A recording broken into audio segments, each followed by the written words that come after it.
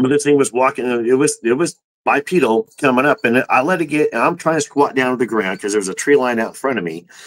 There was no moon up yet, so it's just starlight. And I'm trying to silhouette, you know what I mean, the tree line of this thing coming up. So I'm trying to squat down lower to the ground. Yeah. Trying to see what's walking up. And it got about 4 feet in front of me, and I clicked the flashlight on. And simultaneously again, so I turned the flashlight on, there's nothing in front of me, but immediately to my right, which would have been south, in the thicket, something ran. The Codega is a guide and a storyteller, escorting you through the night, lighting the way, warding off thieves, ghosts, demons, and other oddities. Along the journey, his companions would often share with him the most curious of stories that he'd record in his codex. Perhaps you just might find yourself traveling with the Codega and sharing one of yours. In the dense forest of Northern California, near Bluff Creek, a pair of adventurers set out in 1967 with a mission to capture evidence of the elusive creature known as Bigfoot. Roger Patterson and Bob Gimlin, armed with a 16mm camera, traversed the rugged terrain, driven by the tales of mysterious footprints and sightings. On October 20th, their persistence paid off. As they rounded a bend in the creek, they encountered a large, hairy, bipedal figure striding along the sandbar. In the few seconds available, Patterson managed to film the creature before it disappeared into the forest. This footage, now famously known as the Patterson-Gimlin film, has become one of the most scrutinized pieces of evidence in the Bigfoot legend. Skeptics and believers alike have analyzed the film for decades, debating its authenticity. Some argue it's an elaborate hoax, while others point out the creature's muscle movements and proportions as evidence of its legitimacy. Regardless of one's stance, the encounter at Bluff Creek remains a cornerstone in the lore of Bigfoot sightings. This story exemplifies the enduring mystery and intrigue surrounding Bigfoot encounters, a topic that continues to captivate enthusiasts and researchers around the world. Welcome back, seekers of the strange and unexplained. This is Codega's Codex of Curiosities, and of course, I'm your guide on the adventure, Rye The Codega. Whether you're deep in the woods hunting for signs of the unknown or just kicking back with a drink, tonight's episode is one you won't want to miss. For centuries, people have recorded encounters with something massive lurking in the wilderness, something that walks like a man but isn't quite human. From chilling first-hand accounts to footprints that defy explanation, the legend of Bigfoot refuses to fade into myth. But beyond the stories and blurry photos, what's really going on? What are we dealing with? A flesh and blood creature? A relic of the ancient past, or something far stranger? Joining us tonight is someone who knows how to mix a good mystery with a stiff drink. Mathew Orton, host of the Drunken Cryptids podcast. He spent countless hours diving into bizarre encounters, cryptid lore, and the wildest theories out there, all with a signature style that makes the unknown feel like a conversation at your favorite bar. So what I want everyone to do is pour yourself a drink, settle in, and let's get to it. Let's bring Mathew to the stage. Mathew, how are you doing this evening? Doing great. Okay, yeah, I got to set my game up on my intro now. Thanks. Yeah, it's something I started, probably about 30 episodes back, and I just went with it, and it seems to work. So I just continue going with it. It's great. I mean, I'm not going to lie. That was, wow. I kind of like flustered a little bit, like, hey, hi, I'm Mathew. How are you? That's all we got. That's all you need, man. That's everything. That's perfect. Yeah, my intros, I like to have a little, I take them, I write them out, and then I run them through a little bit of a helper, and then I get something nice and polished. And though sometimes I don't want it to be too polished, just something enjoyable. The video was great. I mean, talking about, the Patterson film as well, right there talking a little bit about it. That was awesome. And it's ironic you mentioned the Patterson film, because that was actually, when I was a kid, I saw that. and that was the hook. That was the Bigfoot hook. And my grandpa watching it and told me, he goes, he's up there. See, you just stole one of my questions from you. I was going to be like, what got you into this? And there we go. It's a Patterson Gimlin film. That is fantastic.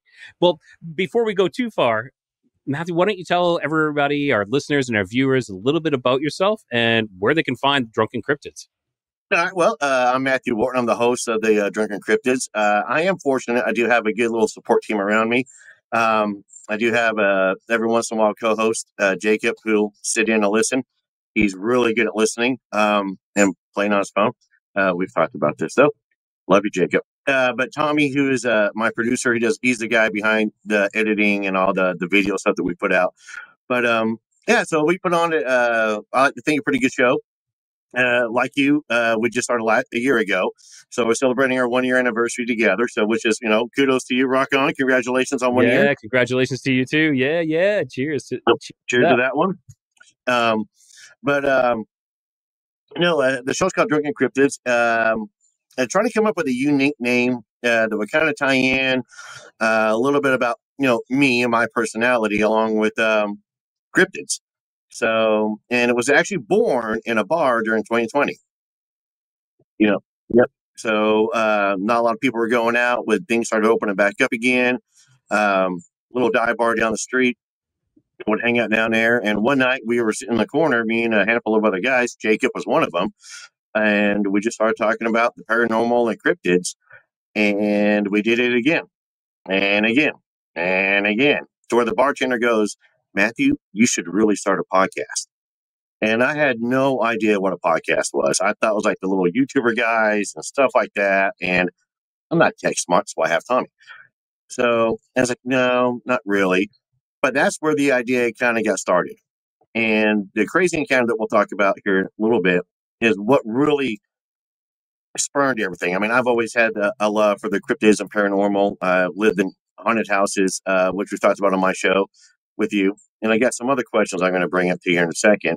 But yeah, so that's where it was born. Drunken Cryptids. It was catchy. Nobody had it. And I jumped on it to grab it. So I now have it. And now we're starting a production company, which is really awesome. We help out other podcasts as well with some of their editing. We don't mind helping out some. I'm still a small fish in a big pond, and I love to help out other shows. I mean, we're supposed to be a tight-knit community, not, competitive with each other. Something I say all the time is that rising water raises all ships, right? It's like, let's help out each other. Yeah, definitely. I mean, to where, and I love helping. I mean, I've been doing a lot of work with the Nevermore Hollows team, and they have a unique show. There's actually a story they run. And an ongoing story, which is really neat, created this fictional town, fell in love with the story, to where they've actually put the Drunken Cryptids Tavern and my character now into their show, which is really, yeah. So it was like one of the biggest downloaded episodes it had, which I was flattered. It's like, I'm not even in it, but, so Nevermore Hollows, obviously, a great group of guys over there.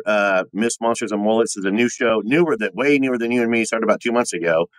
And he was a fan of Nevermore Hollows, found me there, and great guy. And we help him out as much as we can, with other hosts and stuff. But yeah, so by starting the show, doing it, encounters the way you and me do, that's what I want. I want other people's encounters. I want to be able to create a safe space for people to come on who've had encounters with these crazy things, whether it be paranormal or cryptid, because it does leave a mark on you. It does. There is some kind, and you don't know who to talk to, and you are belittled. I mean, Bigfoot now is a joke. I mean, take a look at, Jack Links. They've painted, Sasquatch as this really dumb animal out there, and it's now a commercialized, being, and it's absolutely dangerous. And another one would be Sasquatch Sunset, the movie that came out, like that mockumentary of that, it's just making a joke of it all. And I think a lot of those are coming out because a lot of it is self-disclosure. If they do crack jokes about, they do make it, comical, if they do make it a cartoon, then it's going to be, when they finally come and go, yes, it's real, here it is. People are going to look at it and go, oh, just like, during 2020, oh yeah, UFOs are real. And everybody went, okay. move on. Nobody cares. It's been that commercialized and that much, disclosure that's come out. It's sad. But no, so I want to create a good safe space for people to come on, share their encounters with us. Because, if you've had an encounter, I've had an encounter, and we start putting two and two together, then we're going to come up with four. Then we pull in somebody else who's had something different and add that in and go, well, hold on. So if it did this, I saw it do that. Then we can start making sense out of all this. And unfortunately, kind of, the Bigfoot community is not as bad as the UFO community, where it's like cutthroat. But there is people in the Bigfoot community who are, staunch that it's a physical being, it's an ancestor, it's, the missing link, it's coming in here from UFOs, it's mythological. There's so many different camps out there for it, and it's hard to get people out of that camp. And I'm all about, like, people ask me, well, what do I think it is? And I'll be honest with you, I have no idea. And if I give you an answer, I think that is the only answer we really can say. We can have speculation, but in all honesty, none of us have a real idea of what it really is. No. And I'm sorry I'm wearing the sunglasses, but I get the sun sitting right in front of me. No problems.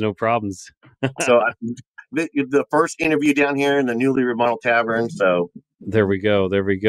Barely see it, but.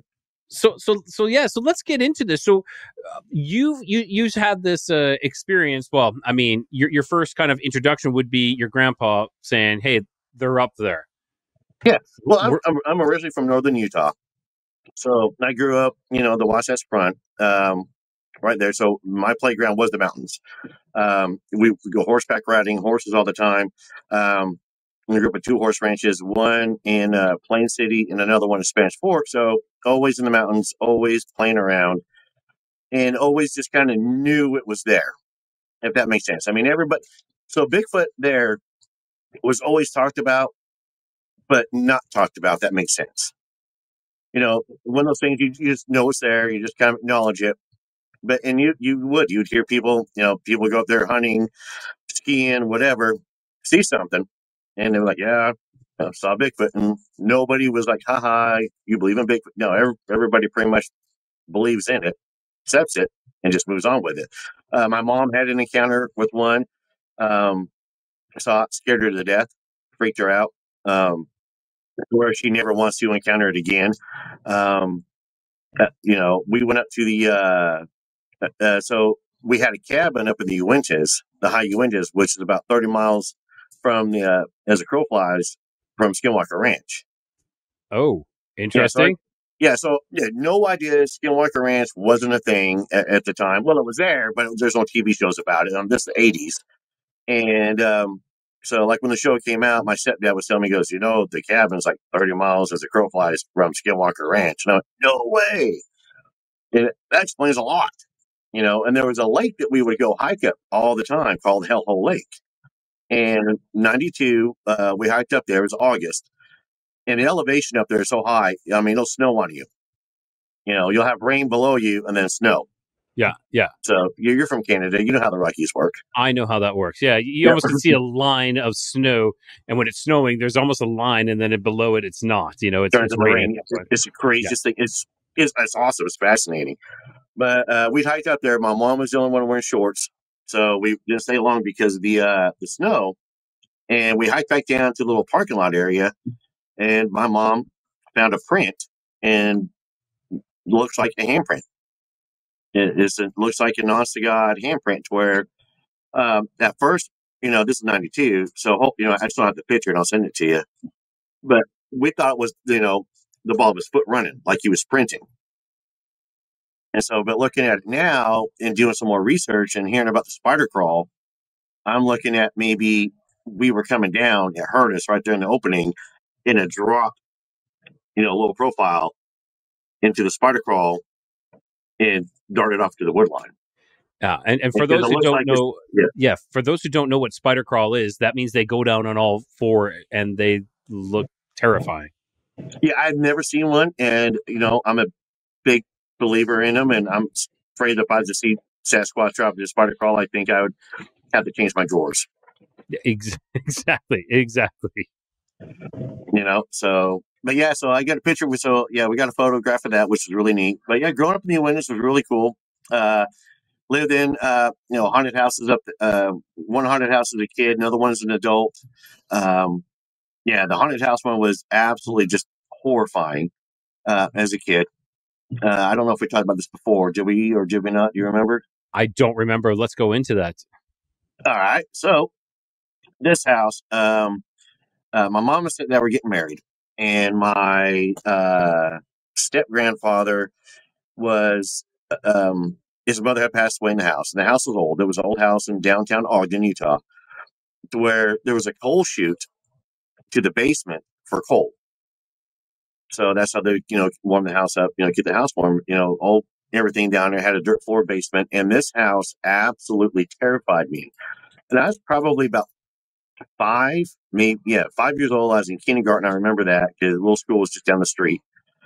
And from day one of moving in, the house was just haunted. You would watch a bowl of fruit in the kitchen slide on its own, just move. The old faucets would turn, the cold would turn off and the hot would turn on, and vice versa. Or they would both turn on by themselves, but they would literally turn off. It was not like water would come. You actually watch the knobs turn. And that was, Okay. So 5 years old, you're like, yeah, okay. We had one day, me and my mom heard a baby crying. And it's in the afternoon. That's creepy, right? Baby yeah, crying or children laughing sometimes. Those are some creepy things. So yeah, kid laughing is creepy. I have to tell you about a ghost something we did on with a kid laughing. Yeah, that was fun. But so the final straw for the house was doors open and close.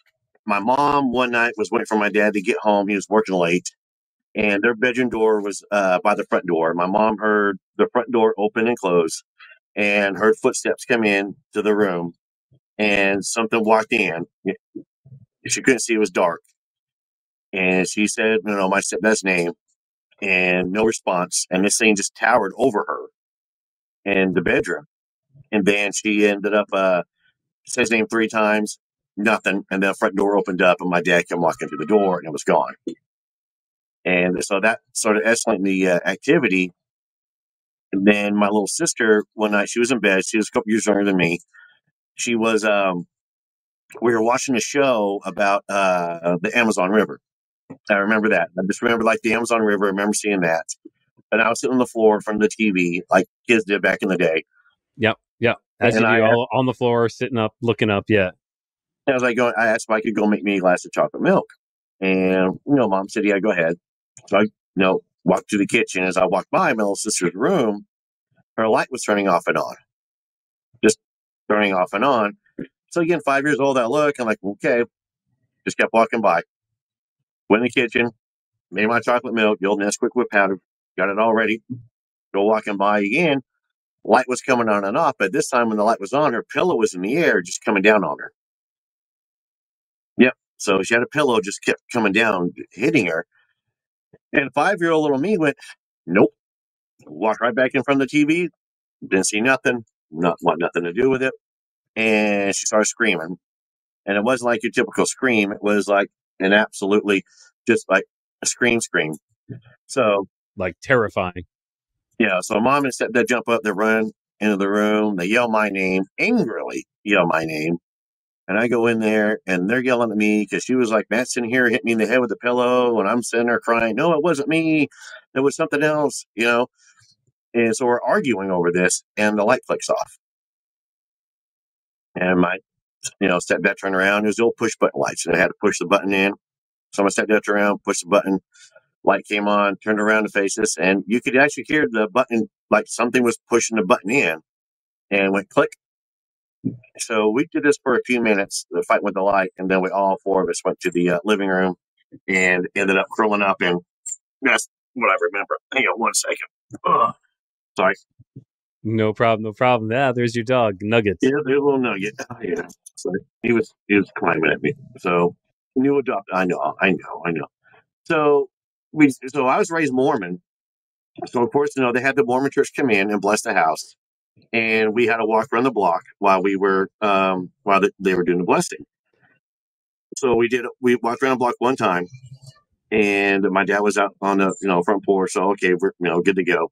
So we came in, and about a week later, we were eating dinner, and the back door opened up and closed. This is early, like about this time of night. You actually hear the back door. It had two doors, it had a storm door, then a wooden door, and you heard them both open. And this little dog walked in. Okay, Yeah, that's a little strange. Yeah.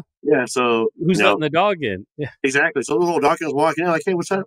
How y'all doing?" And us kids thought it was funny, and mom and dad didn't think it was very funny at all. So then we had the Catholic Church come in to bless the house. And this time we walked around the block 3 times. I remember that. We waiting for, dad to come out to say it was safe to come in. And 3 times, and my dad was out, and this time he was smoking a cigarette. And so I remember that he was holding onto the railing, smoking a cigarette, and looking tired. And to this day, I've asked him what happened in the house, and he still will never ever talk about it at all. But we moved out shortly about a week later. yeah. I don't blame you. I don't blame you guys for moving out. So, but yeah, that was my first little taste of the haunting. And then after that, I had nightmares about the house even after we moved. As a kid, I'm in first grade and I'm having nightmares, about this house. So, yeah, the house was extremely, haunted. And again, that was what pushed me into the paranormal. So I got Grandpa tell me about Bigfoot, and now I got a haunted house with ghosts. So as a first grader, I'm already like, hey, what's up? Believing in ghosts and Sasquatch, and I started reading about UFOs and the Loch Ness Monster and, gosh, werewolves, because there was no, werewolf. I mean, there's no dogman at the time. It was considered werewolves. Everybody was calling it that. So ended up, just fascinated. So I was the weird kid in school. I was reading the weird books. Got labeled that way, which was fine. I wore it like a badge, to be honest with you. I hear you. I hear you. Me too. Me too. I studied, I would dig into it. I'd come home from the library with these books and read them. And I felt bad for my parents looking back, but they were supportive though, which was really crazy. They were real supportive of this, and knew I was just studying, except for when I brought home the books on Satanism. And that's when they freaked out when I had to take the books back. So, and I wasn't trying to become a Satanist. I mean, that was the thing. It was, always know your enemy. Yeah, that's important. That's very important. Yeah. And that's how I looked at it. Always know your enemy. Always know, who you're going to battle against. Always know who you're dealing with.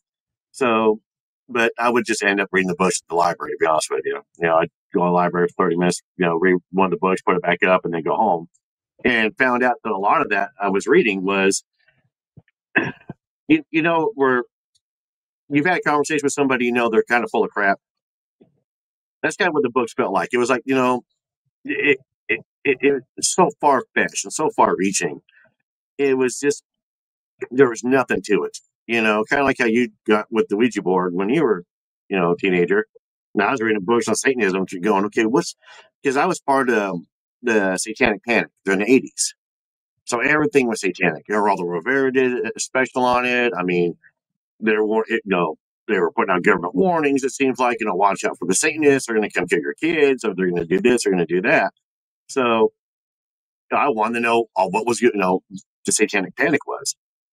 And yeah, to me, it was just nothing. There's, I think that, we only give Satan power if we want him to have power, if that makes sense. I agree. I agree. We give that power away. Yes.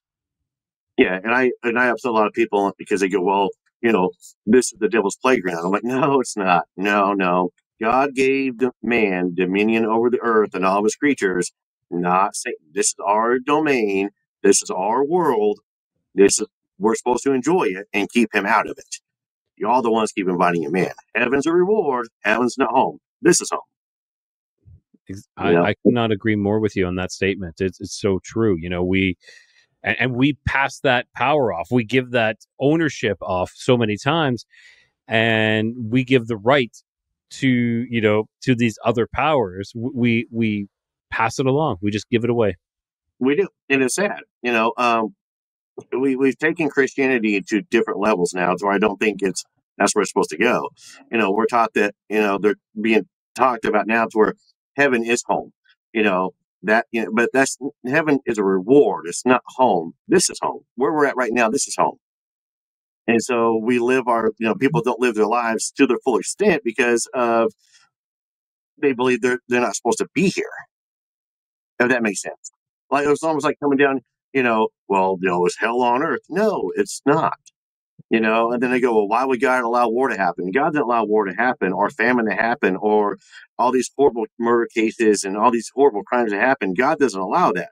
Man allows that because God gave us dominion down here to do these things. Exactly.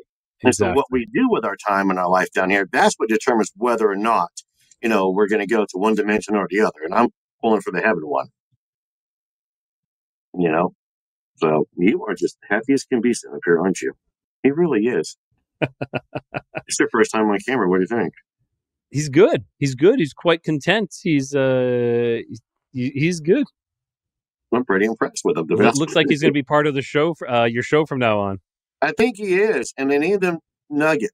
And I was trying to get like a cryptid name, and I got voted down numerous times. So Nugget. Nugget still works. Nugget. You're like a gold nugget. I'll call you gold nugget. How's that? Exactly. Goldie.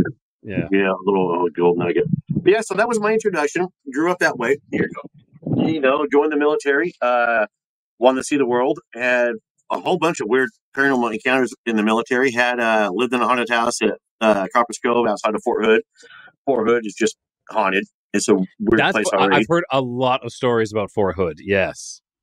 Yeah, it's rough. Fort Hood is really, really paranormal wise. It's like my barracks room was haunted when I lived in the barracks. I mean, yeah, I'd hear somebody walking around, and one night I yelled at, "Hey, I got a formation at 4 o'clock in the morning. Shut the F up." You know what I mean? And it stopped. Yeah. So I was like, all right, maybe it was. Sorry. So run that by. Say that again. Yeah, I was walking around my barracks room. Yeah, there was something. I was an NCO, so I had my own room, and I had a lava lamp in my room, so I could see everything in the room. And I remember laying there, and I'm like, "What is that?" And at first, it sounded like someone was walking above you, but I was on the top floor, so there's no one above me. And it's like somebody was wearing, combat boots. I hate saying that term, but wearing, combat boots, walking around on my floor. And I remember looking around, going, "What in the?" And I was listening and going, "Okay, it's not my neighbor. It's in my room." And I said, "Do you mind? I've got a formation at 4 o'clock in the morning. I need you to shut the F up." And it got real quiet. Didn't move or do anything. So, yeah. It's like, yes, sir. I was like, yeah, sure, dude. So, yeah, the house I had was crazy there. Copper's Cove, it was haunted as well.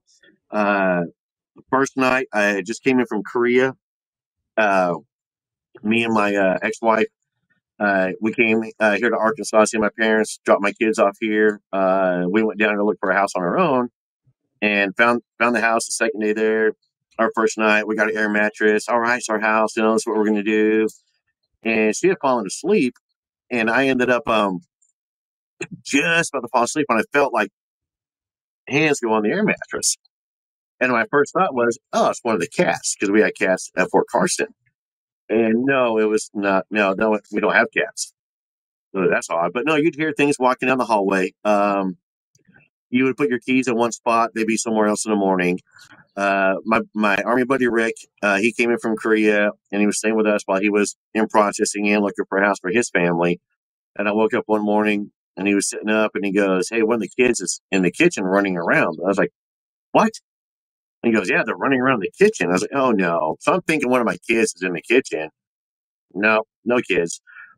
And I was like, "Rick, man, there's nobody in here." He was like, "Whoop!" He freaked out.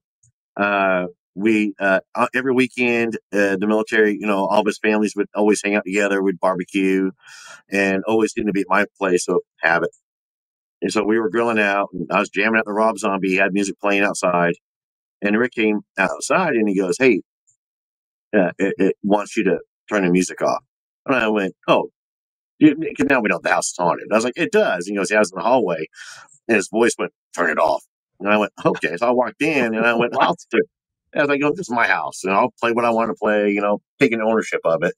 Yes, important. Yeah, another time I was changing CDs out, and the blender turned on. The girls were making margaritas, so I thought somebody came in and was making margaritas. So I get done and walk around the corner of the kitchen to say something, and no, nobody's in there. The blender's just running. Walked over, turned it off, and had to yell again. This is my house. You're not welcome here. And the big one was the house came with those old playhouses that the people would have in the backyard for their kids. Yep. Like the rubber hard plastic ones. Yeah. The little tykes, I think, or something like that. Yes. Yeah, something like that. Yeah. So my 4-year-old was on the roof of that house, and I was like, I walk out, I'm yelling at my other kid. I'm like, what are you doing? Get your sister off the roof. Blah blah blah blah blah blah blah. Yeah, this the afternoon, and she's crying, and she's all like, "It wasn't me. It was my friend." I'm like, "What are you talking?" I'm being, a dad, not thinking paranormal wise. I'm being a dad. What are you talking about? You're just trying, And Rick was there, and he put his hand up. He goes, "Whoa, whoa, whoa, whoa, whoa! What do you mean, your little friend?" And she goes, "Yeah, some little boy, and like an invisible friend kind of thing." And she was telling us that he put my daughter up on the roof, and I'm like, "What?" And so Ricky goes, "Well, where's he at now?" And my daughter, she goes, "Well, he's on the roof." And Rick goes, "Of which house?" And she goes, "Well, the big house." And Rick goes, "Well, why is he on the roof?" And she goes, "Because she's afraid of Daddy." And I won't forget, I hit the table like, damn right, be afraid of Daddy. That's what I'm talking about. Get the ghost out of the house. So, but yeah, and then when me and her split up, I just got back from a deployment and ended up going by the house one night. And just for whatever reason, I ended up there. And I remember walking into the house, and it was just dark. I mean, it was already at nighttime, but you turn a light on, and it was just dark, just compressing, just darkness coming in. And walking through, and oh god, there's another. Oh god, this house was really haunted. So it was a really dark, oppressive feeling in this house. So, well, let me back up too. So before the deployment at Christmas time, one of my soldiers, his wife was wanting to babysit, and so he'd asked me, if he goes, "Hey, Storm, my wife's wanting to babysit. She's looking for a babysitting job to help us out financially." And I was like, "You know what? Let me talk to my wife about it. We'll meet her. I know my wife's about to go to work. So I met her. The kids loved her, so not a problem." Well, he was pulling 24-hour duty, and so she asked if she could just sleep on the couch that night with us instead of going home. We're like, "Okay, not a problem." And it's back in the early days of the internet, so we were all in, the little office there, and we're goofing off and, having a good time on the internet. And my ex goes to bed, and I walked out into the living room to go to the kitchen, and she was on the couch. And I went in there to the kitchen to get a drink or something. I can't remember what it was. And I walked out, and she was talking to me, and the whole front door just started shaking, like somebody was on the other side of the front door, the door handle, shaking the whole entire door like they're trying to get in. And I'm like, "What?" And I automatically knew what it was. So, and I remember saying that going, "Oh, wow." And then I remember the garage door was open. And so whatever it was going to travel around and go through the garage and hit the kitchen door that, was unlocked. So I jumped up off I ran in, and I ran into the garage, and I ran through the garage to get to the end of to look at the front door. And I stopped dead in my tracks right there at the edge of the garage. It was nighttime. It was cold, and it was silent. And I remember looking at the front door, and there was nobody there. The storm door hadn't closed. It was still secured. You could see it, and everything. And I felt like I was being washed. And I just knew that the whole all the way, pulled down the garage, and just felt washed all the way back into the house. So that night when I went back over there, before I was throwing the keys the next day to the landlord, it was the same type of feeling. The whole house was just oppressive. But needless to say, the babysitter just slept that night, and I didn't sleep that night either. So, yeah, I wouldn't either. I would be a little terrified of that one. Yeah, I was absolutely excited. I was like, "Oh my god, the house! There's somebody believes me now. This is great." So, someone else knows. Someone else knows. Well, I'm the guy in the horror movie that's going to die first. I'm not going to lie. Like, hey, what's that noise? I'm going to be the one that goes looking for it. Hey, there's a portal. Let's go check it out. And that's going to be me. So, yeah, that was just So that was just some of the hauntings that I've encountered. We did it. I tried to create a ghost hunting team back in 2009. No, 2008. During the big craze, the ghost hunter shows and everything was coming out. So I was a big fan of those. I thought that'd be kind of really cool to go do. And, we did one haunting, and that's where we got the little kid laughing in the living room. It was kind of crazy. So we caught that, and then we caught another EVP as well while we were there. That's pretty much about it. But yeah, so I've always had the spark for cryptids and paranormal, always. There we go. And yeah, we'll get into the AHA story here in a second, I guess. But I was listening to your episode that you did with me again today. Okay. Yeah. Okay. So I'm going to interview you just for a second. Okay, let's do it. Okay. Because you ever go back and listen to your episodes? In all honesty, not often. Same. Okay. With your, I did, I was playing Spotify the other day, and I was right in the middle of work, and it came on. And normally, if my show comes on, I'll go to another show. Yes. Because it's my show. I was there. I was there. I listened to it. Yes, I heard it. Yeah. So I was going. So it was playing, and I kind of got into it again, listening. And when you talk about the portal thing, the one question I wanted to ask you was, when you saw the portal, was this before or after you started the podcast? Before. Before. Okay. The only reason I'm asking because I've learned for a lot of us when we start doing these podcast shows and we start digging into and we start looking at the abyss, sometimes the abyss starts looking back at us. I agree. Yes. So with a lot of weird paranormal stuff, I was kind of real curious about that, whether or not that had happened to you. It was before. And I guess that was the main question. So. No, exactly. So that episode was, the episode you're referring to was with Adam Davies on the Confessionals, and it was episode 710, and that aired on YouTube, and I'm assuming on podcast as well. I mean, on like the audio as well, in December 3rd, 2024. This experience I had was in August of 2024. So, okay. Yeah, it was interesting, but who knows exactly, I've looked into the abyss, and the abyss has looked back at me many times. And I don't like what's down there. No, and that's why it's like always important to protect yourself and at least know what you're doing. If you're getting into something, know what you're doing and don't do anything dumb or stupid, such as the Ouija board. That was something that I did many years ago, and I'll never touch another one again. Yeah, now I got lucky on that one where my parents were very adamant about no Ouija boards as a kid. Because I like you, I was, hey, let's check this out. So I got real lucky, never did it.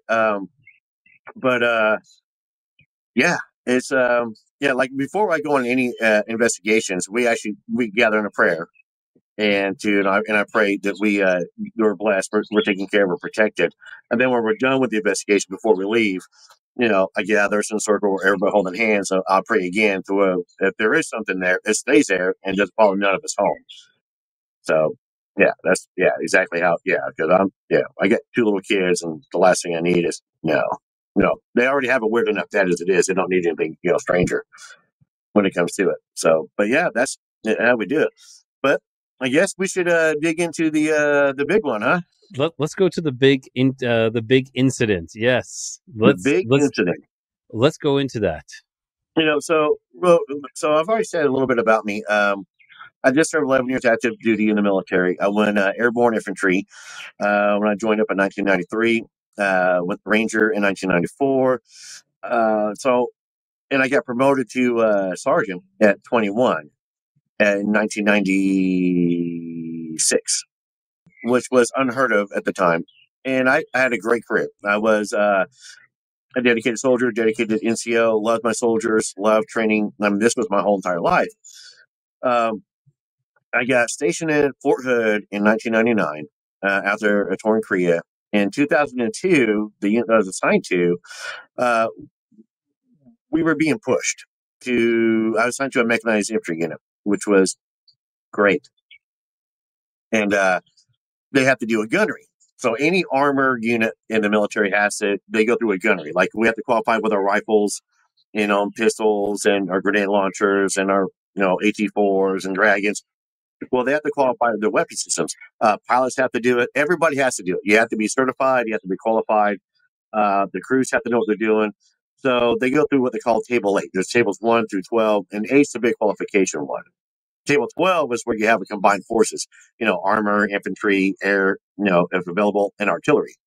So even your artillery guys have to qualify. They have to qualify with live rounds. It's just not like we practice with dummy stuff and then we go to combat. No, you actually have to train and be qualified to know what you're doing. So the unit threw together a real quick table 8 for the units to qualify. At the same time, we were also running a EIB site, which is Expert Instrument Badge. And I earned mine in 99 in Korea. It's not an easy badge to earn. It's one of the hardest awards in the infantry to earn. Because it's not given. You have to go through 4 days of testing. And before that, you have to qualify expert with your weapon systems. You have to, there's a lot. You have to be proficient, an expert proficiently all the way across the board on your basic infantry skills. So, and like I said, it's 4 days of hardcore testing. So the cool part was I got mine in 99 as an NCO. I wish I would have got it earlier, but I got no go. That happens. So I was running an EIB station, and the unit was trying to do this gunnery real quick, and they threw together this little ammunition holding area, AHA, AHA. That's what we call it, an AHA. So this is the infamous AHA store. Yes, that's why you called it the AHA story. I see. Yep. I see.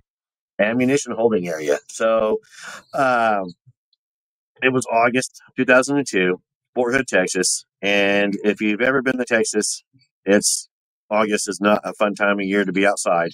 It's brutal. I mean, it's hot. And it was my second rotation. So you pull 24 hours on, you'd be out for 24, do your normal duties, and then go back. Okay. So there was 3 NCOs that were running it. And I was one of them. So first time out there, no big deal, nothing at all. And so, but I guess I'll explain this to the area. So it was in North Fort Hood, and it was an area that I'd never been to before. And I've been there for a couple of years at this point. So normally we trained further to the west is where my unit was always training at, further west and further south.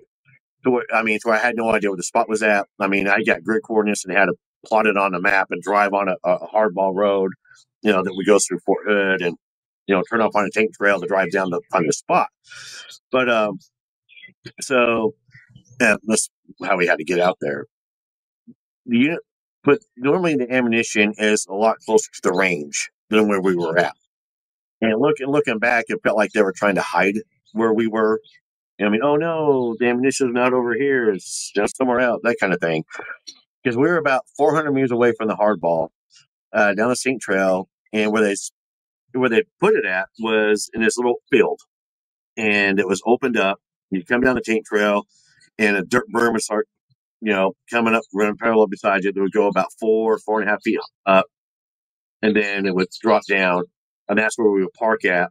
On the other side of that was camo net for us to have shade, and then there was the ammunition, set aside with all concertina wire wrapped around it, putting pickets in this field. And then further to the north was a thick tree line, and they had cut, I call it an alley, where they would put telephone poles up at. Okay. Yep. Yeah. So there's this alley, was a perfect straight alley, was just cut right through the middle of it. And it was off to right over to about my 1 o'clock from where we were sitting at. Okay. And I think some other people will call it like a cut line as well. Yeah. Cut line. Yeah. I call it an alley. So, so it was a cut line through the trees. There's no telephone poles up. No, it's just a cut line, like they were going to, and change their mind. Typical Fort Hood. So, I go back again a couple days later to relieve Sergeant M. I'm not going to use any names here. And I remember when I got there that morning, because you sleep on this guard duty, it's chill. You're just sitting there. You're bored. You read books. I mean, you don't do anything. But, well, So a couple things that were odd right away was normally when you pull guard duty with ammunition like that, you have a weapon with live ammo in it because you're guarding, and you have a radio. Makes sense. To call somebody if there's a problem or emergency or anything. None of that. So like my first morning there to relieve, when I got there, I was like, okay, cool. Let me, where's the paperwork at so I can sign for everything and verify serial numbers and verify ammo, all that stuff. And I remember Sergeant M goes, oh, they didn't give me any of that. I was like, are you serious? He's like, yeah. I was like, okay, so why are we here then? What am I do? Throw rocks at somebody? They want the ammunition, take it. I mean, what? Yeah. Um, so I go through the second round, and Sergeant M looked absolutely exhausted, like he hadn't slept at all. And I remember I looked down, I was like, dude, did you not sleep last night? And he goes, no, man, we had these coyotes that kept coming in and messing with us. So no, we didn't sleep at all. And I was just like, oh, okay. He goes, yeah, we slept in the bed of my truck. And I went, oh, gosh, that's tough. Because coyotes will come in. So, animals get trained up out in the wild. They really do. Like you don't want to start feeding a bear. The bear's going to get used to being fed, and the bear's just like thinking people are going to be feeding it. So the wildlife out there on every military installation knows that you want food, find the soldiers. There's going to be food. We are, we like to say that we're clean. Soldiers leave trash behind to leave MREs behind to leave a whole bunch of crap behind all the time. And I watched a coyote come in and grab a soldier's boot one time. The boot was right. The guy was in a sleeping bag and came up with his boot. Really? Yeah, took off running with his boot. So having coyotes around was not unusual. It was not out of the norm. Yeah. Right. So the morning goes on. I've got some, we call it pogey bait, which is like, candy, chips, stuff like that, stuff to snack on. I had my little pogey bait bag, and, I had some drinks with me, and, a couple books to read. And the most dangerous creature in the world, honestly, is a bored infantryman soldier. They get creative. They come up with crazy stuff. And I'll be honest, I love it. I love it. I've told all my soldiers, hey, you have an idea. Don't forget to share it with me, because I'm going to tell me something I haven't thought of yet. I want to hear it. Let's do it. So these guys, they're bored. And I was just like, you know what? All right, it's payday, because it was just right at payday. I remember that. And I was like, here, I can't leave the site. I don't want to eat an MRE. Y'all don't want to eat an MRE. So here's $20. Who wants to run on down and buy some Whoppers at Burger King, which is about 40 minutes away, and then come back. And there, one kid goes, yeah, I'll do it. So I gave him $20, and he goes to Burger King and comes back like about an hour and a half plus later with a bag full of $20 worth of Whoppers. So I, never said the infantry were smart. I just said, I was like, great. So we eat our fill of Whoppers, and, they got leftover Whoppers. And at this point in time, these guys been making little spears and little bows and arrows. And so I call, Daniel Boone and David Crockett. Yeah. So that's what they're doing. And they get this bright idea. It's about afternoon at this point. And they're like, Sergeant, what if we make traps for the coyotes? And I'm like, you know what? Go ahead. Take a couple Whoppers out there. Make yourself some traps. If you catch one, I'm going to be impressed. So they get excited. By God, they're going to catch a coyote. They're using these Whoppers. They're going to catch a coyote. I'm not going to lie. They worked really hard on these traps. Really, really hard. Pretty proud of them. They worked really, really hard. We'll cover the traps later. So, they come back and nighttime hits. And of course, it's summertime. So it gets dark, about 9 o'clock at night. And I've got me a little flashlight, and I've got me a little glow stick, and I'm under the camo net and snacking on my Pringles, and I'm reading my Dean Koontz book, and I'm happy as can be. And one of them said, did you hear that? And that that's like the most famous line, right? That's where it always starts. Yeah. Did you hear that? And so the one kid goes, did you hear that? And the other kid goes, yeah, I heard that. And I remember, like I said, I was stretched out, and I made a comment. I went, hear what? And they described it as somebody dropping a half-filled canteen on the concrete. It makes a really distinct bonk sound. It's really, really unique. So, and I was sitting there for a little bit and trying to listen, and looking back, realizing that I wasn't really hearing anything else. No insects, nothing. It was quiet. And I heard it was so quiet that I heard a car go down the hardball 400 meters away. It's like it hit something, and the sound echoed back to the woods.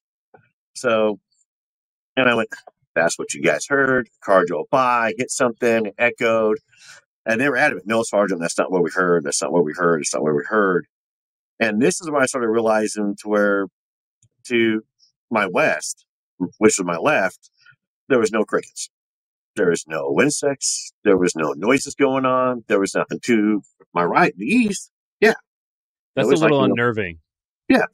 So I'm going, all right, that's not normal. I remember I was kind of like looking out in that area, and then the noise started picking up, and the noise went down on the other side. So picked up on the east, goes down on the west. Picked up on the west, went down on the east. And I was sitting there going, okay, something's moving. Something's moving out there. We've been here all day. Nature knows that we're here, so it's already used to us. It's adapted to us. There's somebody's moving around out there. And the sound, so it flip-flopped this for a little bit. I remember that. And I can't remember if they had caught on, because again, it's like 22 years ago. 23 years ago. I can't remember if they had caught on yet or no, but I remember it being odd. And then the Humvee from the range showed up. First time being there, Humvee shows up for the range, which everything went normal. Now there's a Humvee running. I set my chem light down by my can of Pringles. I got up to talk to the driver. My guards got up and was helping one of the guys. There's only two people showed up, so they were helping unload the Humvee. So, because they were dropping off spent brass and links. I was just about to ask you what were they dropping off? Yeah, they were dropping off expanded brass and links because they have to collect it all up, fleece it up. They're dropping it off, and then they were picking up more ammo to load to take back so the guys could continue the gunnery. And I remember talking. I knew the driver, so me and him were just kind of visiting back and forth. And I looked over, just happened to glance, over to the camo net, and I realized that my chem light's gone. Yeah. So chem light's a green glow stick. Okay. Okay. Yes. Ravers use them for little dances or whatnot. In the Army, we call it the chem light. So little glow sticks. So my green chem light was gone. And I was like, okay, so one of the guys must have grabbed it so they could read numbers or something. And that's when one of my guys walked up and he goes, "Hey, Sarge, do you have the chem light?" And I was like, "No." "Y'all have the chem light." "No." So now this chem light's gone. And I looked at the driver of the Humvee. I was like, "Man, do you have a chem light or two?" He goes, "Yeah, man. Here goes, Sarge. Hand me a whole box." So I was like, "Yeah." So chem lights at that time were like gold. I mean, you had them, you were doing good. So and he gave you a whole box? That's a score. Yeah, gave me a whole box. I was like, all right. So we got done with everything. They drove off. And we walked over to the camo net. And I'm like, asking them, I'm like, y'all sure nobody took the chem light? "No, sorry, we did the chem light." I said, "No, that jackass on the Humvee didn't take the chem light." "No, sorry, nobody came over here." And so I'm looking around, and I half expect to see my chem light bouncing through the wood line or something, like somebody's got it running around. And it was so dark, and the chem lights are bright enough where if we were to stick them on our cargo pockets or anything on our uniform, it would glow through. So the only way this chem light could be gone was either buried or hidden, or and none of these guys had it on them. So I was like, all right. And so I remember they were unnerved at this point in time. And the sound started again. Well, the lack thereof. After the Humvee left, it started, the same thing got quiet and loud and everything, going back and forth. And I was like, okay, guys, this is what we're going to do. Okay, we're going to go over to the AHA spot, and we're going to mark every picket with all these chem lights we have. So that would give us some illume over that area. So we'll see if somebody moves or something, something comes into the ammo. Because I'm thinking there's people. I'm thinking there's either another unit out there messing with us. There's, or the Texas militia's coming in because they always heard that as a threat. But I thought there was another unit that was thinking that we were the OP4 or the Blue 4. OP4 is the opposing force. That's the bad guys when we're training. And Blue 4 is the good guys. So I'm thinking there's another unit out there training, thinking that we're somebody else. So I'm like, all right, so we're going to go mark all the pickets. So we're going to kind of stand out. They know that we're not trying to hide or who we are. And so they agree. We get the first picket, and I create the chem light, and I shake it up, and I mark it, I put it on the post, and I walk along the concertina wire, get the second one, crack it, shake it up, mark it. As I turn the corner, they head north to get to the third post. And all this happened simultaneously. My little pen light was out, little bitty flashlight. As I turned the corner, I stepped into a cold spot. I mean, absolute. It was so cold in this one spot. I saw my breath in the light as I was holding it. And as I'm stepping into this cold spot, coming to my left, which was the west, that thunk. And it was a loud. I mean, it wasn't like a quiet little boom. I mean, it was a thunk. I mean, it was loud. It was like a big canteen drop. It hit the cold spot, the thunk. I'm trying to back up. I'm looking to my left, and I got, either Daniel Boone and Dave Crockett, I can't remember which one it was, bumped right into me, and I couldn't get back in the cold spot again. I'm looking, and now they're like, "You believe us? You believe us?" They're freaking out, and I'm like, "Okay, yeah, there's somebody out here." And that thunk though, what was that?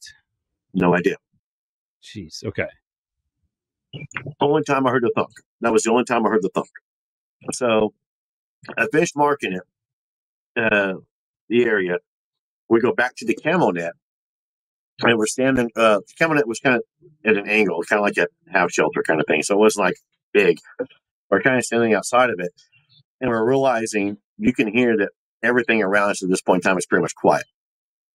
So I tell the guys, "Okay, cool. We're gonna move out away from the camo net because it's a big target. We're gonna move over here by the thicket, and we're squat down, and we're just gonna shut up and see what happens." So they agree. We move out. I'm on point, which is facing due east. And then I've got, David Crockett on one shoulder, and I got Daniel Boone on the other shoulder. So we have all 360 degrees, covered. And as we're sitting there, just within a matter of minutes, something starts walking towards me.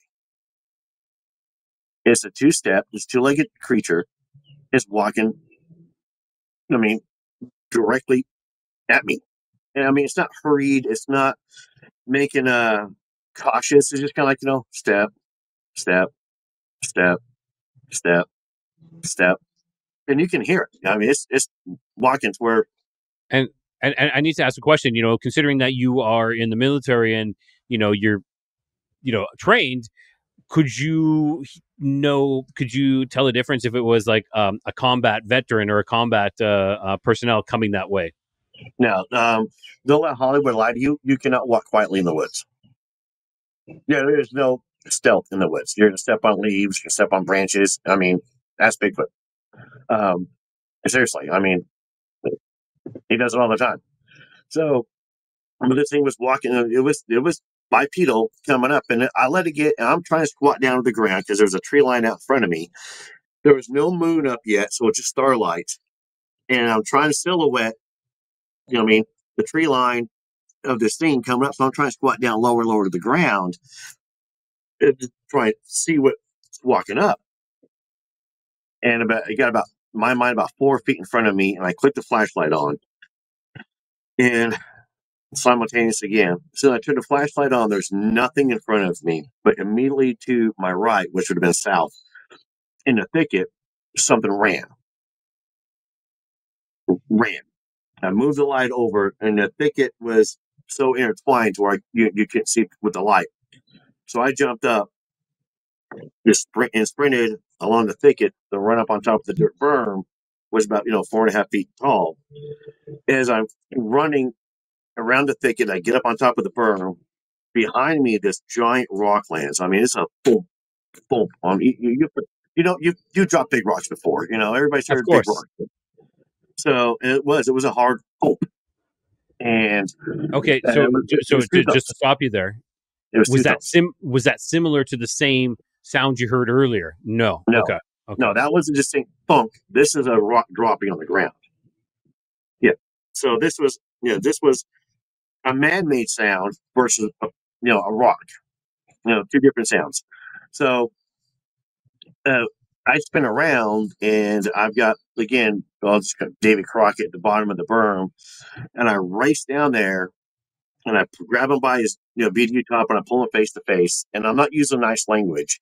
And I'm yelling at him like, if this is you two effers out here effing with me, I'm going to effing leave you buried in the effing ground out here. As I'm yelling at him, I realize he's crying. He's literally crying. And behind me in the thick woods, I hear a log break, like somebody steps on a big log.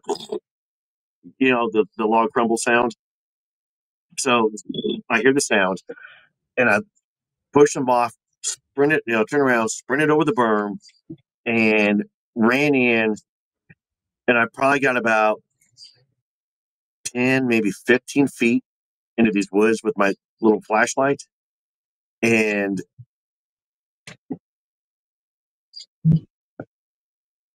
that was the darkest I've ever seen woods with a light. I mean, it was silent.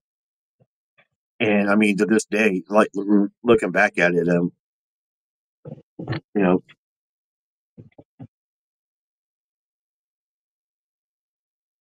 it was, so I got about 10 feet into the woods. And the funny part about it is that, I didn't tell this one before, and I talked about it afterward, though, with Jacob, is that looking back on that, I don't remember looking at it through my eyes holding the flashlight. I look at it as somebody's watching me in the woods. Yeah. Because that's how so I always remember it. I always remember it that way. I remember going into the woods. I remember it just being like somebody else took over and you kind of like sat in the back seat kind of thing of the. Yeah, I was watching myself. Yeah, I was watching myself in these woods, and I mean, I back out of the woods because I know I'm not supposed to be in there. I just know I'm not supposed to be in there. So I just remember me backing out. Then I'm on the road again, like who I am now. Standing there on the state trail, looking at the woods and feeling just absolutely just crushed. I mean, just mentally, and physically, for whatever reason, just beat down. And I remember looked over to my right, and there was my truck. And I had an idea. I was like, oh. So I walk over to my truck, get my keys out, and I start my truck up. I turn the headlights on, and it lit the whole area up. I mean, it was like, the angels themselves who were shining this light through my truck going, oh. It was great. It felt warm. It felt happy. It was light. It was what I needed. And give me a little dude. Hang on. Oh, I know you want to come back up here, don't you? Oh, I know. So, what? Tell me, you already been here, not even a week, getting upset. But my other dog's right over here by me too, which is weird. So, the truck is running, the headlights were on, and I was like, yeah, all right, I've got it now. I've got y'all beat now. And then, training kicked in and my discipline kicked in. It was, noise and light discipline. You can't have this. You can't do that. So I turned the truck off, turned the headlights off. And I remembered I got neons. Now, this is 2002, and a movie has come out the summer before that everybody's crazy about called Fast and Furious. Yeah. And everybody, they had like the neons on their cars. They looked really, really cool. So everybody started putting neons on their vehicles. And I was a retard and did the same thing. But, the military won't let you have them. So I had mine were the old windshield wiper washer jets. Remember, that would be on the hood? And so you had to hit it, would squirt up on you straight up on your windshield. So, yeah, those were blue neons. So I was like, yeah. I had them wired in with a switch. And I turned those on, and it put off a blue glow. And I was like, okay, all right, I got you. And I walked back over to the camo net, and David Crockett down on Boone were pretty much hugging each other and still crying at this point in time. And I remember I lit up a cigarette, looking at him, and didn't know what to say. And I happened to look over at my truck, and something ran in front of it. I mean, Okay, because it so winked out. and The lights, the okay, lights okay, went. so the lights disappeared as you, okay. Yeah, like somebody with like something blocked it. So I drop my cigarette. I sprint over there again. I'm there in a matter of seconds, and there's nobody running up and down the road. There's nobody under the vehicles. There's nobody anywhere. There's nobody. And that's when I turned off the neons and I walked back over and I picked up my cigarette. And I remember I just sat down. And next thing I know, the moon popped up a couple hours later. And then the sun came up a couple hours after that. But That wait, is there's more. oh, but wait, there's more. Yeah, but wait, there's more. So sun comes up, everybody gets braver when the sun's up. Everybody's brave. Everybody's got answers when the sun comes up. And I had all the answers. So, begin the story. I said that they made traps with whoppers. Okay. Oh yeah. So, sun's up, and I'm looking, I'm going, you know what, you guys? There's coyotes. Y'all put whoppers out there, try and make traps and lure all these coyotes in. That's what we were hearing. That's what was going on. Coyotes. I said, go check your traps. Go ahead. Now, I am confident. I am 100% confident. I know I'm right. I've got this thing figured out. Well, they get to their first trap, and they start jumping up and down, and they're yelling my name. And I'm like, going, yep, knew it. Whopper's gone. Knew it. Nope. Whopper was still there, completely untouched. So was the second one, What? and so was the third one. Like any type of creatures would have taken that. Any type of Nothing. creatures. Yep, nothing.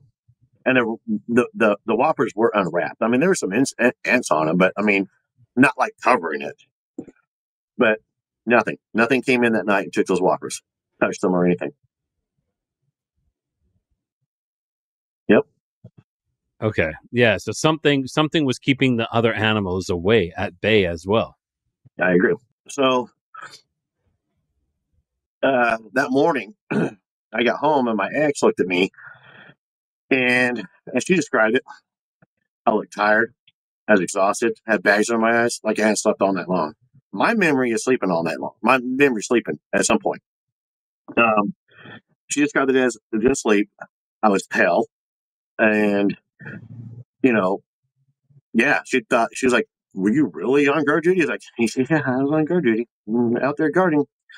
I told her what happened, and she was like, "That's weird." I was like, "Yeah." And we were supposed to go to a buddy of mine's house that night. We were in, grill some burgers and stuff, and him and his wife wants to come over. So, she asked me, "Do you still want to go?" And I was like, "Yeah, I didn't sleep all day. Normally, I get up there, you sleep all day." When I get there, and Sam, he was like, "Dude, you look tired." And I'm like, "I am." And he goes, "Well, didn't you sleep last night?" I was like, "No, I guess not." And I told him what happened, and he believed me. And he goes, "Well, what do you want to do?" And I said, "I want to go back up there. I want to go back up there." Told you I'd be the first one dead in any horror movie. So Exactly. I agree. And he goes, "All right, let's go." So we jumped in my truck and drove up there and told my ex and his wife, "Hey, we're going to take off for a little bit." And we did. We drove all the way out there. And when I got there, the guy that relieved me was looking at me kind of felt like, "What are you doing back here?" And I was like, "Oh, man, I had this knife with me last night and I can't find it. I don't know if I dropped it out here." And so I'm kind of looking on the ground with a flashlight, "Oh, yeah, looking for a knife." And I was asking him, "Everything going okay? Any problems?" And he's like, "Yeah, everything's great." And it felt normal. Like there was nothing weird, nothing odd, nothing happening at all. It was normal. Yeah, when me and Sam were there. And we got back, I was like, "Oh, well, I can't find it. Maybe it's at home somewhere." Got in the truck and left. And I was telling him, I was like, "Man, that's not how it felt at all. That felt normal." So, I mean, and that's what pushed me, well, everybody refers to it as the aha story, obviously. And so the aha story is what pushed me to try and figure out what, happened. And for years digging into it, and it checks so many boxes, so many different cryptids. It really does. That's what I was thinking. Like you can't really come out and conclusively say that was Bigfoot. Was it Dogman? Was it, was it something else? Yeah. I mean, it was, yeah. I mean, that's what sparked me. And Jacob's the one that pushed me years ago to start listening to podcasts about cryptids and stuff. He goes, well, maybe you'll hear something. And I started on Searching for Sasquatch, and which is great. Wes does a great job over there. So, You mean Sasquatch Chronicles? Sasquatch Chronicles. Searching for Sasquatch was the documentary I was in. Sorry, I didn't. Correct. I kind of get, flipped It around. happens. It happens. Yeah. So Sasquatch Chronicles, though, and I heard an episode about a guy talking about it walking up on him and disappeared. And I was like, hey, that happened to me. So I emailed Wes, and he emailed me back. We emailed a little bit back and forth. We exchanged phone numbers, and we talked on the phone. And he goes, well, do you want to come on the show? And I was like, yeah, I'll come on and talk about it. I just want answers. Have you heard of this? More detail. And he goes, well, come on the show. And, we're on the show hoping that we get, somebody else going, hey, and nothing. So, I mean, it's a very unique encounter. I don't know what it was. I remember, years ago before, any podcast or anything, I just go to bed watching documentaries. I was laying in bed one night and I was watching a show about Bigfoot, and they're talking about how to start throwing rocks at him. And I remember sitting up in bed going, hey, that happened to me. So I don't know. Okay, so then let me ask you a question, because it's all speculation, but what do you feel? And I'm going with feel it was. Evil. Interesting. That's a very interesting response. Yeah, I mean, nothing about that night makes any sense. I went to Sergeant M a couple days later and asked him, I was at the unit doing something, I ran into him. I was like, hey, did you really have coyotes that night? And he looked at me and he's like, coyotes. I was like, really? Did you see him? And he goes, we had coyotes. And I walked off. So, I mean. Yeah. That's a little telltale, because sometimes, not sometimes, a lot of times people would write things off and not care to acknowledge it, because if you acknowledge it, then your whole world comes crumbling down. Well, so in our field, when I was in the military, what we did is, like I said, I wore that weirdness like a badge. I mean, everybody knew I was a Star Wars nerd. Everybody knew I was into the weird stuff. So, but a lot of guys wouldn't talk about it, would not talk about it. I could share stories for days that guys would come and tell me about, but wouldn't tell nobody else because no one's going to believe them, and didn't want to have that label. A lot of guys didn't want to have that label. I mean, these are soldiers, these are NCOs, these are officers in the infantry. I mean, the infantry is the front line of, we're the ones that do the fighting. We're the ones that are going to be in battle. And you don't want to be labeled as incompetent. Yes, exactly. So, and a lot of guys just won't talk about it. But then there was me like, oh, shit, I saw something weird over there. So. Wow. Yeah. Mathew, those are some fantastic stories. I think those were amazing and intriguing, and a little, you could tell it's a little disturbing, how it affected you. And I'm glad that you're on this mission, and giving people a place to speak their truths and to find answers. That's commendable. Well, thank you. I mean, it's, that's what I wanted for the show is, I don't think nobody gets into podcasting for the money, because I'm not making any money yet. And I'm fine with that. I mean, I could do this for the next 10 years and I'll be just fine. I want to be able to create a platform for people to come and share whatever it was, and I've got, whether I believe them or not, honestly, or the honest is, something happened to them. I mean, they had an encounter or something, and it's, it left a mark on them. And I'll be like, I tell a lot of people that nobody comes on my show getting paid. Nobody's getting rich off of it. You know, they're not signing book deals. They're not going, you know, not signing TV deals. You know, I've been blessed and lucky enough, you know, through the show, to be featured, to be invited to go on a documentary, which was awesome, to go on an investigation, you know, with film crew and everything, which was really, really neat. And then locally here in Arkansas, you know, some of the research groups here, I've gotten tied in with them, and we're doing a lot of cross-referencing and doing a lot of investigations and research together. So I'm getting a chance to, you know, live a dream on that side, and not one dime has come in. I mean, like, I sell merchandise, obviously. And, Yes, you know, of course, so, of course. yeah, I mean, I sell t-shirts, and the t-shirts have gone through and helped pay for, like, you know, Spotify account and for that account, and buying more t-shirts, you know. Exactly. So, and because they're fun t-shirts, you know, I have one that says Bigfoot drinks better beer than you, you know. So, got to tie in with the Drunken Cryptid thing. Yeah, we, you know, we're not in it for the money, but to make some money back, and I'm going to use that, to make money back would be great. Yes. That would be.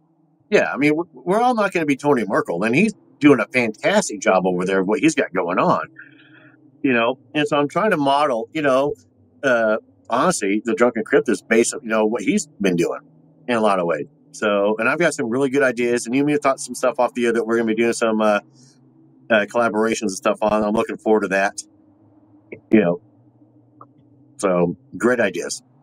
Awesome. Well, Mathew, one last time before we head out here, where can everyone find you? Well, we have a website, drunkencryptids.com, which is awesome. I own .com. Email me, drunkencryptids@gmail.com. I'm on all your streaming services. That's where all the shows are at. You can find us anywhere there. We're on X. We're not real active on X or Instagram, which we need to be. Facebook is where we're really at. So feel free to message us, follow us on Facebook. I like to post funny memes on there, goof off, you know, gotta have fun with it. So that's where I put all my cryptids and paranormal memes that I find or make, put them up there. But yeah, you can find us there. Yeah, appreciate, you know, anybody want to jump over and give us a like and a share and a listen and a subscription. So exactly. Yeah. So make sure everyone go check out Mathew at Drunken Cryptids. All right, Mathew, thank you so much. Thanks, Roy. I appreciate you, brother. I do too. I mean, I appreciate you as well. That was kind of awkward. It's kind of like asking the waitress. The waitress says, you know, did you enjoy your meal? I did. And you? Yeah, good job. I always seem to do some fun stuff there. All right, everyone. So there you have it. Another deep dive into strange and the unexplained. And then we're going from eerie encounters at the woods in Fort Hood to haunted houses. So again, a huge thank you to Mathew Orton for sharing all his experiences and his stories. And so be sure to everyone to go check out his show, Drunken Cryptids. And as always, if you love deep diving into unknown, make sure you subscribe to my channel as well. Leave a review and join the community on Facebook and Instagram, TikTok, everywhere else. And keep questioning, keep exploring, and remember, somewhere out there in the dark, the truth is always waiting for you. Keep your curiosity wandering, keep the light lit, and always find your way home.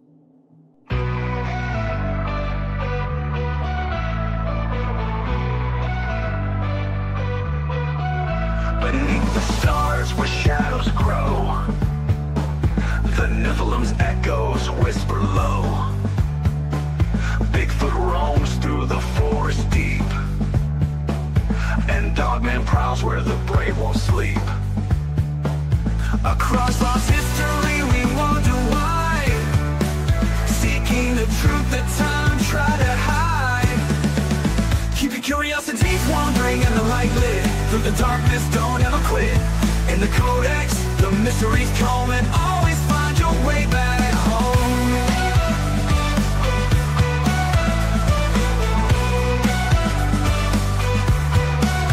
UFOs streak through the velvet skies, aliens watch with unblinking eyes.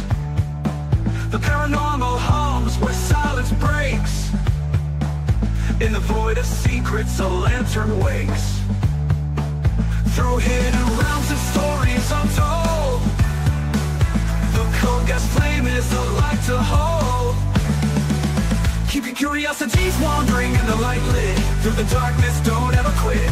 In the codex, the mysteries come and always find your way back home.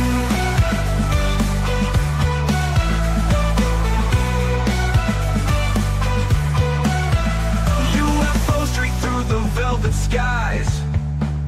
Aliens watch with unblinking eyes. The paranormal hums where silence breaks. In the void of secrets, a lantern wakes. Through hidden realms and stories untold, the code gas flame is a light to hold. Keep your curiosities wandering in the light lit. Through the darkness, don't ever quit. In the codex, the mysteries come and always find your way back home.